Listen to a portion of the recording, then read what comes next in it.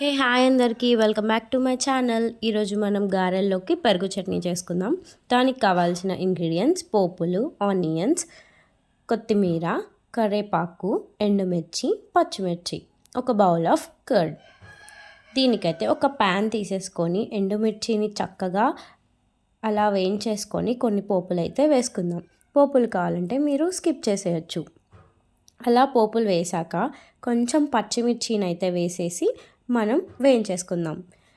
పచ్చిమిర్చి అయిపోయాక curry leaves ఇంకా కొత్తిమీర వేసేయండి. దీని తర్వాత మనం ఆనియన్స్ వేసుకుందాం. ఆనియన్స్ అనేది ఎక్కువగా రోస్ట్ అవ్వనవసరం లేదు. అలా చిటికెడు పసుపు వేసి కలిపేసుకుందాం. కలిపేసేసాక అలా కొంచెం గార్లిక్ వేసేసి మిక్స్ చేసేసుకుందాం. దీన్నైతే మనం కర్డ్లోకి సర్వ్ చేసుకుందాం. సర్వ్ చేసుకున్న తర్వాత చక్కగా కలిపేసుకొని మీకు ఎంత సాల్ట్ క్వాంటిటీ అయితే కావాలో అంత వేసేసుకోండి. దీని తర్వాత ఇది అంతా మిక్స్ చేసేసి మనం పక్కన పెట్టేసేద్దాం.